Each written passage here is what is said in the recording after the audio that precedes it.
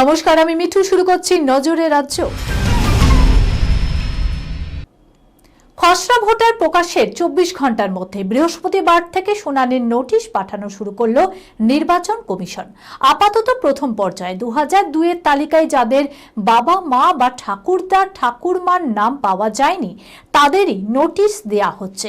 এই ধরনের ভোটারের সংখ্যাটা প্রায় 31 লক্ষ বলে কমিশন সূত্রে খবর। তবে এই শুনানি আগামী সপ্তাহের মাঝামাঝির আগে শুরু হতে পারছে না বলে মনে করছেন কমিশন কর্তারা।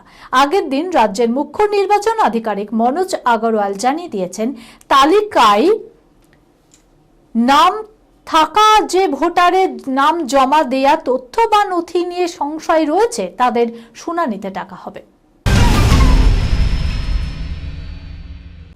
ইতিহাস কেবল ধুলোমাখা পুঁথি বা পুরনো দালালের গল্প নয়, ইতিহাস একটি জাতির শিকড়। আর সেই শিকড়কে বর্তমান প্রজন্মের কাছে পৌঁছে দিতে নিজের জীবন উৎসর্গ করেছেন বর্ধমানের ভূমিপুত্র। স্বর্ণালী অতীত আগলাচ্ছেন সর্বজিৎ যশ। লিখে চলেছেন বর্ধমানের ইতিহাসের ওপরে একের পর এক বই।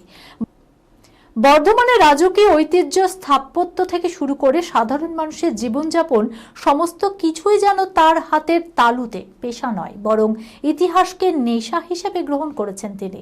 তার লেখনীতে বরাবর উঠে এসেছে বর্ধমানের সেই স্বর্ণালী দিনগুলির কথা।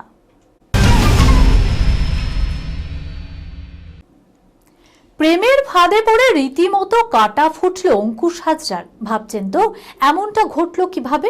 এরকম হলে ওয়েন্দ্রিলায় বা কি হলো?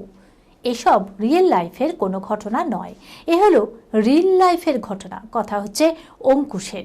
নারীর চরিত্র বেজায় জটিল ছবির এই ছবিতেই ফের জুটি বেঁধেছেন অঙ্কুশ এবং ঐন্দ্রিলা। নতুন বছরেই মুক্তি পাবে নারীর চরিত্র বেজায় জটিল। এবার সামনে এলো ছবির গান কাটা ফুটেছে। বিদেশের মাটিতে হয়েছে এই ছবির গানের শুটিং। এই গানের ক্যামেরার সামনে জমিয়ে রোম্যান্স করেছেন অঙ্কুশ এবং ঐন্দ্রিলা। এই খবরের সঙ্গে শেষ করলাম আজকের নজরে রাজ্য। আপনারা দেখছেন টিভি 24 বাংলা, সংবাদ বিনোদন সারাদিন সারাক্ষণ।